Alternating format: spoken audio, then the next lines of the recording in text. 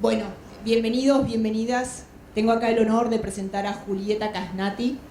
Julieta es docente, su primera profesión fue docente, profesora de matemática, física y cosmografía, magíster en la administración educacional y después en el 2011 comienza su carrera como coach. Estudió psicología transpersonal, fue miembro de algunas organizaciones, de la comisión directiva de la Asociación Mendocina de Profesionales del Coaching y también coordinadora de la región de Cuyo de la ICF, también es MSC.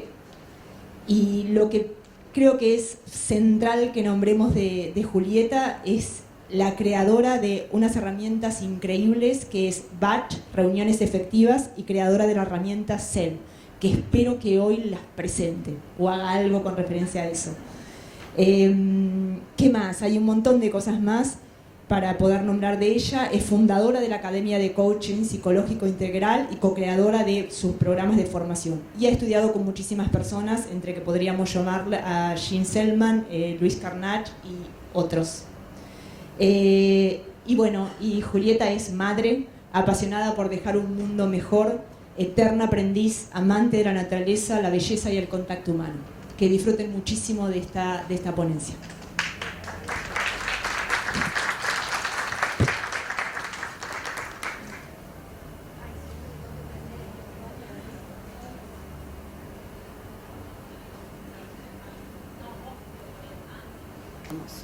¿Se escucha? Sí. Bien. Bueno, muchas gracias por la presentación. Voy a poner acá un poquito, por si quieren agregar alguna cosa más, pero lo que me interesa compartirles hoy tiene que ver con las herramientas, pero más que nada, cuando uno tiene muchos años, yo este año ya he cumplido 62 años, así que tengo muchos años de muchas cosas vividas y es maravilloso eso.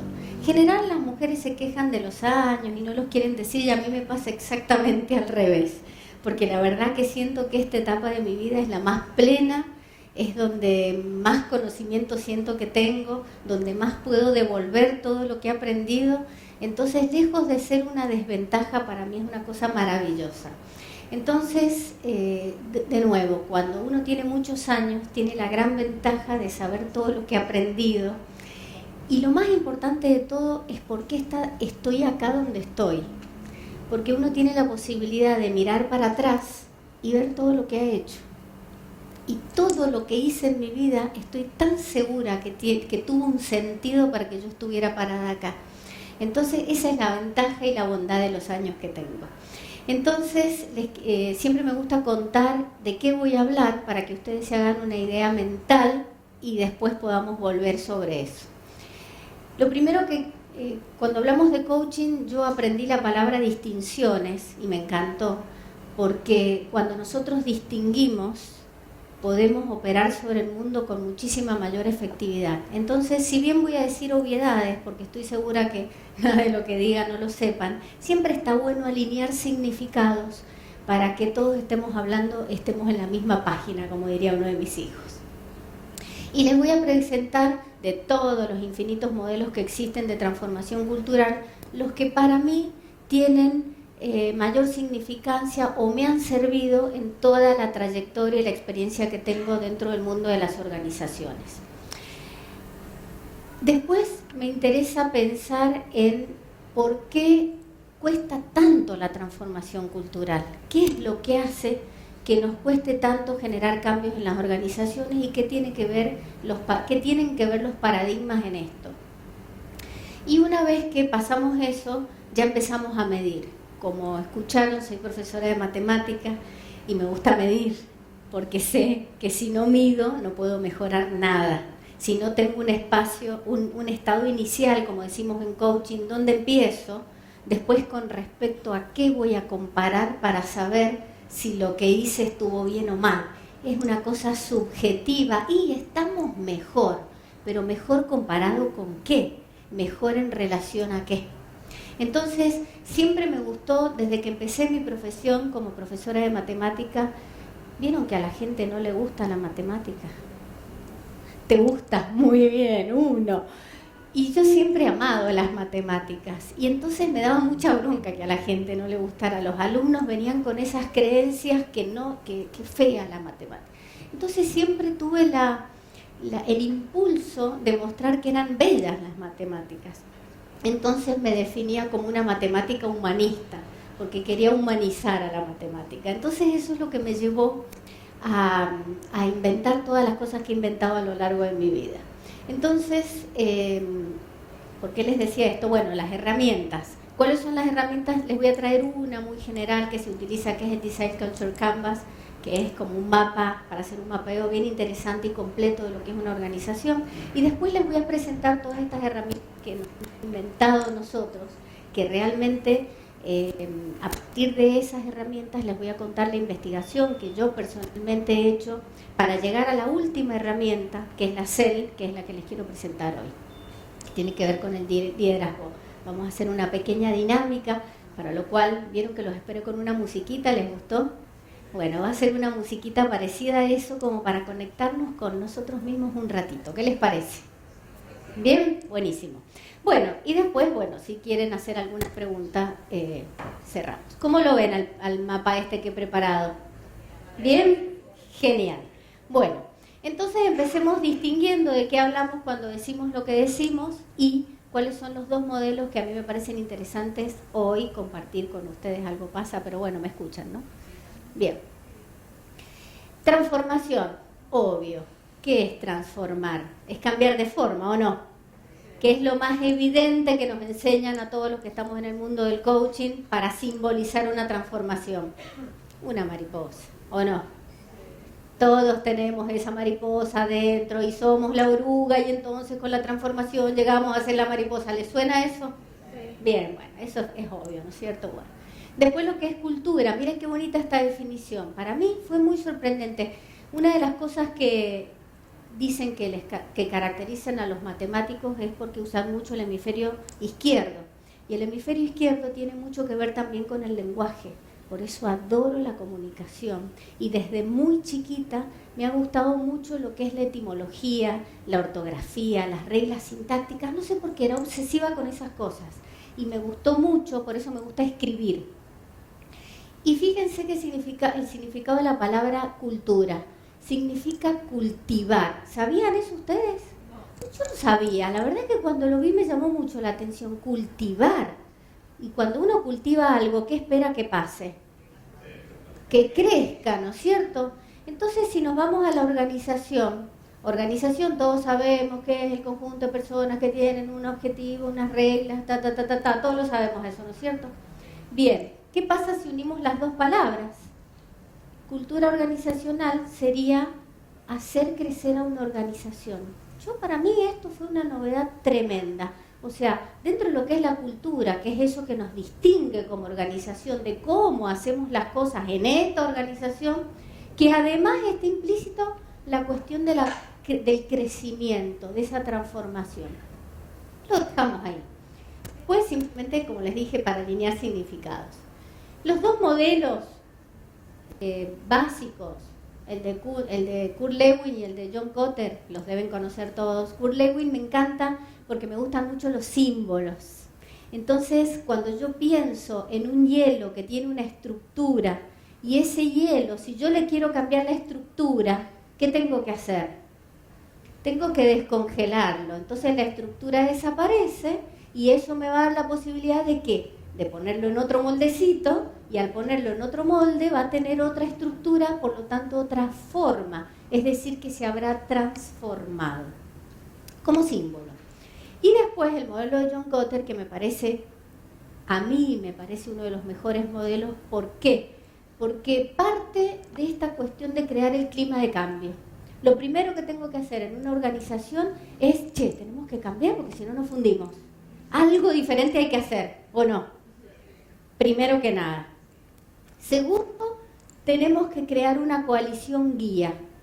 ¿Cuál va a ser el equipo que va a comprar la idea de tal manera que pueda transmitirla al resto de la organización? Esos son los líderes, que ya vamos a volver sobre eso, ¿no? ¿Qué condiciones tienen que tener estas personas? No solamente comprar la idea, porque yo puedo comprar la idea, pero si no tengo las condiciones para trasladarla, no voy a ir a ningún lado, ¿no es cierto? Es decir, que tengo que combinar esas cosas.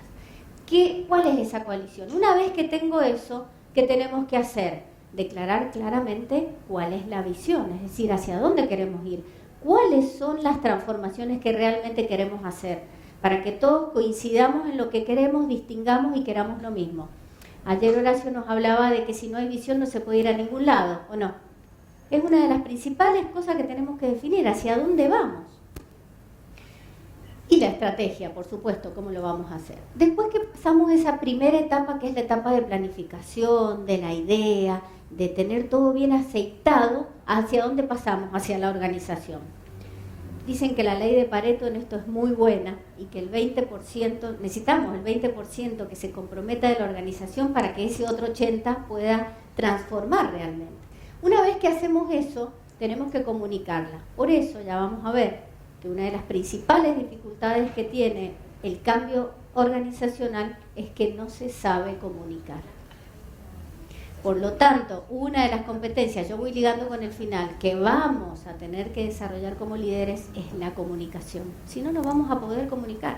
Hay muchos gurús del liderazgo que dicen que el liderazgo es comunicación. ¿O no? ¿Lo han escuchado? Bien, entonces lo comunicamos, damos poder a los empleados, vamos haciendo todo el trabajo que tenemos que hacer y generamos resultados a corto plazo. Clave eso. Cuando yo genero resultados a corto plazo, tiene dos finalidades hacer esto. ¿Cuáles son? Primero que nada, los motores del cambio, esos agentes de cambio, se motivan, porque dice la única que les traigo que no es la que propia nuestra, pero es muy conocida, la deben conocer, ¿no? La Design Culture Canvas, que es muy, muy linda porque a mí me gusta mucho porque se puede trabajar con toda la organización y es muy útil. A mí me ha servido muy útil, me ha dado mucha utilidad, por ejemplo, cuando se quiere trabajar en organizaciones que no son muy grandes. Yo trabajo mucho con pymes, entonces no es tanta la gente, también se puede hacer en otro tipo de organizaciones, y ya van a ver el ejemplo que les traigo, pero a ver, nos juntamos en grupos, este grupito qué conclusiones saca, este grupito qué conclusiones saca, y entre todos después sacamos el mapeo de cómo estamos hoy en la organización. Entonces, ¿qué se observa? Hay un corazón, la parte central de la herramienta tiene que ver con la mente de la organización. Si la imagino como un ser, esta organización tiene una mente, tiene propósito, tiene una razón de ser, de existir, tiene valores. Es decir, ¿qué es lo que es valioso para nosotros? Porque ya sabemos que los valores se van a ver ¿en qué? En los comportamientos. Entonces nosotros podemos deducir los valores de una organización simplemente si somos buenos observadores, observando las conductas de las personas. Ahí detectamos los valores. Bueno, ¿cómo se eligen las prioridades? Porque eso va a tener que ver con los valores. ¿Qué es importante para nosotros? Y cómo se trabaja con los comportamientos de las personas. ¿Qué se puede hacer y qué no se puede hacer? ¿Qué se puede decir, qué no se puede decir? ¿Dónde se puede estar y dónde no se puede estar? ¿Sí? Todo eso es la mente. Después la segunda parte de la izquierda tiene que ver con la parte del comportamiento, propiamente dicho, que son cómo se toman las decisiones. ¿Quién toma las decisiones? ¿El líder? ¿La toma el equipo? ¿Se hace por consenso? ¿Cómo se toman las decisiones? ¿Se vota? ¿Se busca la unanimidad? ¿O eternamente se va haciendo preguntas con un líder democrático que pregunta y pregunta y pregunta y pregunta y pregunta y pregunta y nunca llega a nada? ¿Pasan esas cosas o no? Bueno, esa es una de las cosas que se observa. ¿Cómo son las reuniones? ¿Tienen periodicidad? ¿Tienen...? Ya les voy a hablar más profundamente respecto de las reuniones, porque es una de las herramientas que nosotros diseñamos. ¿Cómo son las normas, las reglas? ¿Están los perfiles de puesto? ¿Todo el mundo sabe lo que tiene que hacer o andan todos así que nadie sabe lo que tiene que hacer? ¿Pasa o no pasa eso? Vive pasando, ¿o no? Bueno, y después la parte más emocional, que tiene que ver con los rituales. Se festejan los cumpleaños. ¿Qué hacen cuando es el Día de la Madre? ¿Hay alguna cosa especial para el cumpleaños? ¿Se da un día especial? Todos esos son los rituales. Y después, el feedback. ¿Cómo se da el feedback? ¿Se trabaja con feed forward? ¿Se trabaja hacia adelante? ¿O siempre el juicio de lo que hice? Esto está mal, está mal, está mal, está mal. No. O, mira, todo esto te salió bárbaro, pero tendríamos que trabajar en esto. ¿Cómo se hace eso? Y por último, la seguridad psicológica. Clave. ¿Hay libertad para decir todo lo que queremos decir? ¿Hay libertad para traer propuestas, para traer ideas, para decir, no estoy de acuerdo con eso que estás proponiendo? ¿Se puede disentir con el líder? Bueno, es la otra cosa que también se observa. Esa es esta herramienta. Y que, como les dije, se divide en estas tres, son los tres elementos de la cultura, según Rasetti, que es el creador de esta herramienta. ¿Cómo se trabaja? Se hace un mapeo, un diagnóstico, que como siempre, a mí me gusta distinguir, el diagnóstico no es lo que dice el médico, sino lo que dice la gente, ¿no? ¿Qué dicen ellos de ellos? ¿Qué se cuentan ellos de cómo son ellos? Después, coaching, ya lo sabemos, estado deseado, y hacemos un proceso para revertir o modificar todas las cosas que queremos modificar. Y les traje un ejemplo muy conocido, que se utiliza en muchas organizaciones esta herramienta, que es el de Netflix, y una vez que hemos trabajado con toda la organización, el resultado que se obtiene queda de esta manera. No sé si han visto, buscando fotos, cuando yo preparo presentaciones, está lleno de fotos en donde hay que se vivan en la organización todo el tiempo, son la libertad y la responsabilidad. Bueno, así más o menos queda. ¿Qué tal? ¿Bien? Muy bien. Y acá vienen ya las herramientas que hemos creado nosotros. Nos inspiramos muchísimo, conocerán todos seguramente a John Whitmore. John Whitmore, que es uno de los primeros, de los iniciadores del coaching, Sir John Whitmore. Él escribió un libro muy famoso que seguramente todos lo hemos leído, que se llama Coaching.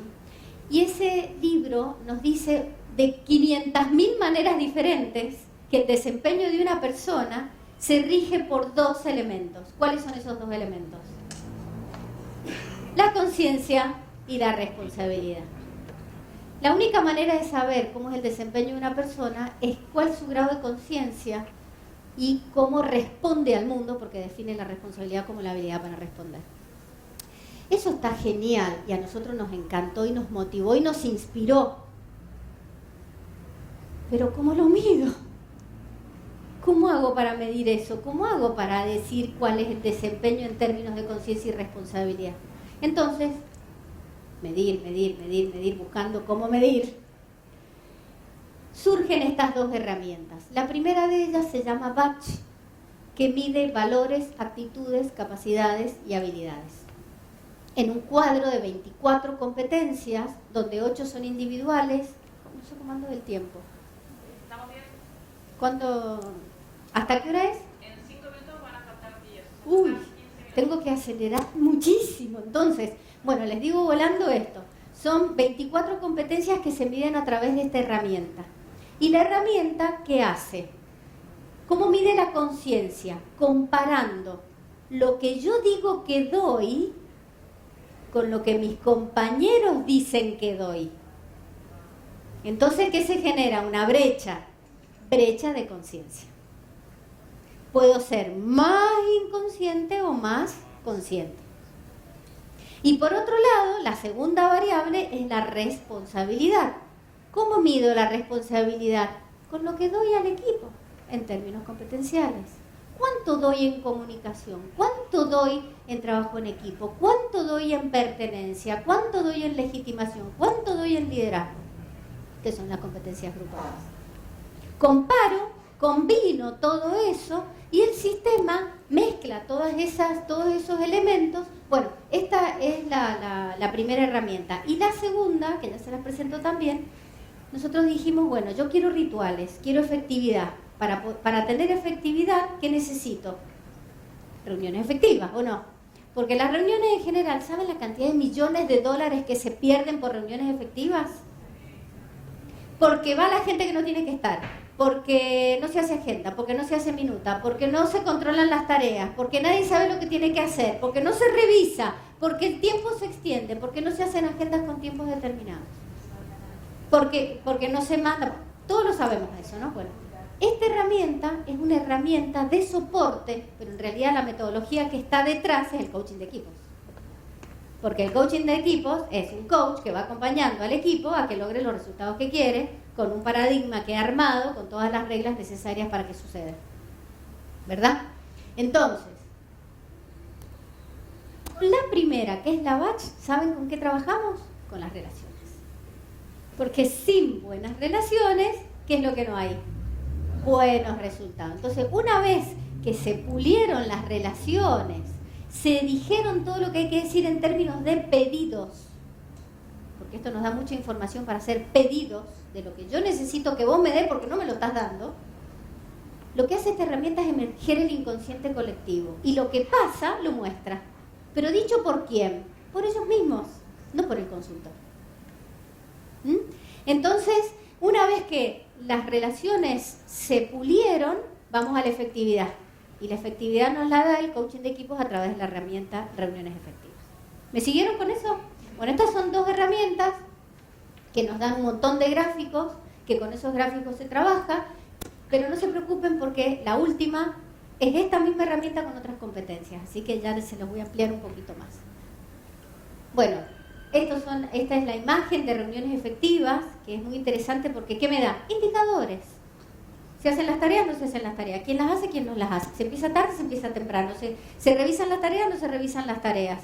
¿Cuánto dura la reunión? Con 6 coeficientes se saca un promedio y nos da la efectividad de la reunión. ¿Cuándo? Inmediatamente terminada la reunión. Largo la minuta y todo el mundo sabe lo que tiene que hacer. A la reunión siguiente se revisan las tareas. Nos va a dar el accountability de todo el equipo y así vamos con la performance y mejorando lo que haya que mejorar. ¿Se entiende? Sé que estoy hablando rapidísimo, pero bueno, no importa. Bueno, miren esto. Como buena matemática, ¿qué quise hacer?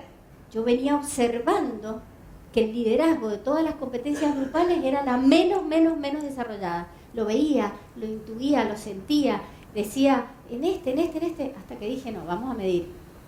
Entonces medí en 195 equipos en donde hemos aplicado esta herramienta. La competencia más desarrollada organizacional es la identidad, eso de tener la camiseta puesta. La gente se siente bien en donde está, quiere estar ahí. La menos desarrollada, resolución de conflictos. ¿Con qué tiene que ver la resolución de conflictos? Con la comunicación y las conversaciones deficientes que no sabemos tener. Por eso necesitamos, como dice Eddie, ¿qué? Un coach. Bueno, muy bien. Y dentro de las grupales, el trabajo en equipo es la más desarrollada, o sea, la gente le pone onda. Pero no hay liderazgo. ¿Por qué? Porque no hay suficiente programa de liderazgo, porque la gente no sabe liderar. Entonces, como no saben liderar, tiene como tranco corto, decimos acá. No llegan lejos, porque no hay suficientes competencias de líder y ahí va a venir la última. Y necesitan un coach que lo... Tal cual. Bueno, entonces llegamos a esto que es lo que más me gusta. Ay, 10. Bueno, yo tengo una cosa que la vamos a hacer muy cortita, pero la quiero hacer porque quiero que se la lleven. Antes de eso vamos a hacer... Ahora sí necesito la musiquita. ¿Están dispuestos? Dejen todo lo que tienen que hacer, así ya sabemos los coaches lo que hay que hacer. Dejamos todo, separamos las piernas, descruzamos brazos, piernas, todo. Y nos conectamos con la respiración, cerramos los ojos. Sentimos cómo entra y cómo sale el aire. Disfrutamos este momento. El regalo de este momento. Siento los pies en el suelo. La silla, los brazos. Y cuando llego a los hombros, de repente siento que se ponen más pesados. Y cuando llego a la cara, siento que se afloja. La disfruto. Desde ese precioso estado que me estoy regalando, voy a pensar, ¿qué personas a lo largo de mi vida me inspiraron? ¿Qué fue lo que hicieron esas personas en mí?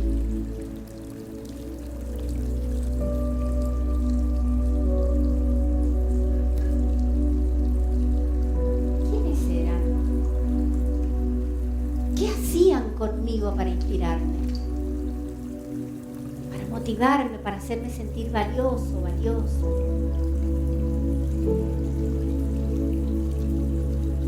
¿Y qué haría que que yo siguiera a alguien, ¿qué vería en esa persona? ¿Qué me daría para que yo la siguiera?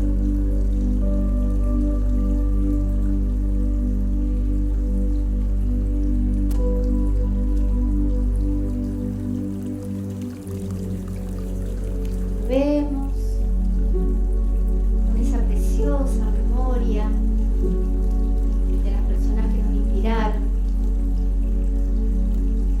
Movemos un poquito los hombros para acordarnos que estamos acá. Lo giramos, bostezamos si queremos.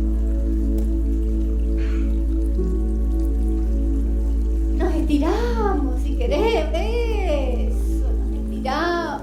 Ah, qué lindo para mí. Y volvemos. Hubiera sido más largo, se lo prometo, pero no tengo más tiempo. Bueno, miren, estas son las competencias que yo a lo largo de estos muchos años vengo observando que hace falta desarrollar en un líder. Entonces jugué hoy con eso, porque la coherencia es la que me habla de mi integridad. Me voy hacia afuera y cuando he aprendido a comunicarme conmigo asertivamente y me digo lo que me hace bien y no lo que me destruye, puedo salir al mundo y entonces desarrollo la comunicación asertiva.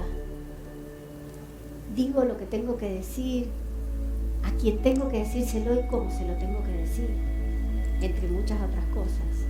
Visión. Todos sabemos que un líder que no tiene visión no puede ser un líder porque no sabe a dónde va. Pero no solamente eso, sino la tiene que saber comunicar. Fíjense cómo se enganchan todas. Y lo pragmático, a ver qué me hace falta. ¿Qué me hace falta? Primero que nada, gestionar recursos eficientemente, ¿o no? El tiempo, la plata, toda la cosa que tengan que organizar y demás. Mente global, ¿cómo es mi mente? ¿Estoy abierta al mundo, a lo que pasa? ¿Estoy así, con una mirada sistémica, siendo parte del todo? ¿O estoy en mi mundo acá? ¿Qué tan conectada estoy con el mundo? Gestión del cambio. Si no tengo esa capacidad, esa cintura, esa flexibilidad para cambiar.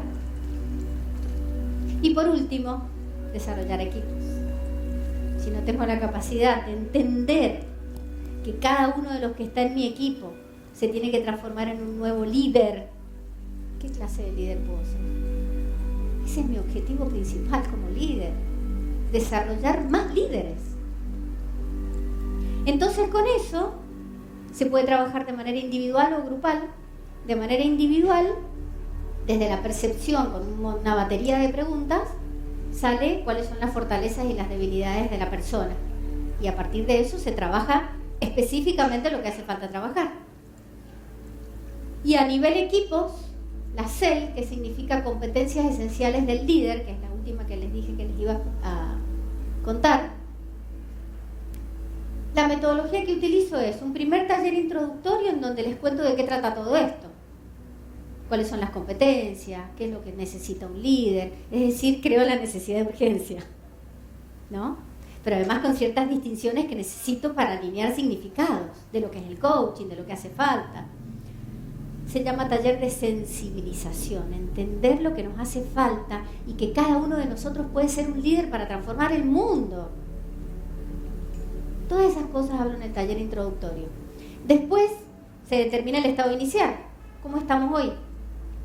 Hacemos los resultados, que ahora se los muestro rápidamente, y co-creamos un plan de acción. A ver, ¿este equipo qué necesita? Y a partir de ahí hacemos la implementación y finalmente, ¿qué tengo que hacer? Volver a medir para comparar cómo estábamos antes y cómo estamos ahora. ¿Se entiende? Entonces, miren, esta matriz es la más poderosa de todas, que se llama matriz de relaciones. ¿Saben por qué se llama matriz de relaciones? Porque lo que busca es mejorar las relaciones. Esto es la mirada de cada persona sobre sí mismo y sobre los demás. Entonces, a partir de esto sale un montón de información de quién es el más crítico, quién es el más benévolo, quién es el más autocrítico, el menos autocrítico, y se hacen todos los pedidos que se tienen que hacer. Se ajusta, se afina, se nutre, se pule el equipo. Vemos cuáles son las competencias más y menos desarrolladas, y a partir de ahí vemos que hay que trabajar. ¿Cuáles son los emergentes? De todas las preguntas que yo les hago, hay una que está más desarrollada y una menos, una pregunta. De las dos cosas, del equipo y de cada persona. Por ejemplo, la integridad en este equipo, que es mi equipo, por cierto, pero bueno, es responsable, es un equipo súper comprometido. Responde con habilidad, da su máximo. Si no sabe, pregunta. Porque sabe que puede preguntar, ¿no? Hay seguridad psicológica. Y la menos, mente global. Ahí acá es donde tenemos que trabajar. Todavía no hay entendimiento de la potencialidad de la inteligencia, de la inteligencia artificial. Este es el cuadro matriz para la próxima filmina que ya les muestro, que nos muestra mi mirada, la mirada de los demás sobre mí, me dice el grado de respuesta promedio, trabajamos matemáticamente con los desvíos estándar, esas cosas que a mí me gustan, y las brechas de conciencia, y a partir de toda esta información se presenta el gráfico de desempeño del equipo, que nos muestra cada una de las preguntas que es las dos variables mezcladas, combinadas, no mezcladas. Grado de conciencia, más o menos consciente, y grado de respuesta. Entonces, cada pelotita me está diciendo cada una de esas personas qué tan consciente es y qué tan responsable es. ¿Ves que son todos los mismos datos mostrados de distintas maneras, no? Bueno, entonces, después de eso, trabajo mucho con OKR. ¿Qué objetivos vamos a plantear en ese plan co-construido? ¿Cuáles van a ser los resultados clave, por supuesto, y las acciones que hay que hacer para que eso suceda? Es decir, cómo voy a visibilizar que lo que me he propuesto lo estoy consiguiendo. Es buenísima esta metodología, seguro que la conocen. Y finalmente, ¿qué hago? Vuelvo a medir, comparo y digo, mejoramos, en qué sí, en qué no, qué tenemos que seguir, qué nos falta, ¿Se ha entendido? Bien, muy bien. Y para ir cerrando, por si quedan a los demás, para ajustar esa historia distorsionada que me he contado de mí. ¿Qué creencias tengo que cambiar en mí? Me ajusto, y cuando estoy yo bien, ¿qué hago? Salgo al mundo. Una vez que te vuelves un líder, el éxito se define por el crecimiento de otros. Y yo empiezo a desaparecer, porque mi rol es formar nuevos líderes. Y una frase, quiero cerrar con esta frase que es de Benedetti, que a mí me encanta, y que lo dijo recién Eddie. Todos podemos ser líderes. Todos. ¿Vieron el ejercicio que les hice hacer? ¿Se acordaron de alguien? ¿Se acordaron cómo era? Bueno, todo lo que vieron en esas personas que a ustedes los han inspirado son ustedes mismos, reflejados en ellos. O sea que ahí tienen la información de todas sus fortalezas y de todo lo que pueden dar al mundo. Ellos fueron los maestros que les trajeron la información, nada más. Pero eso ya son ustedes. Entonces él dice, toda persona, si se lo propone, puede llegar a ser un gran líder. Bueno, y si alguno quiere conocer un poco más de lo que hago y de las cosas que me interesan, ese es mi perfil de LinkedIn. Y quedan minutos, ¿no es cierto? ¿No? ¡Pucha! Bueno, entonces hasta acá nomás. Gracias.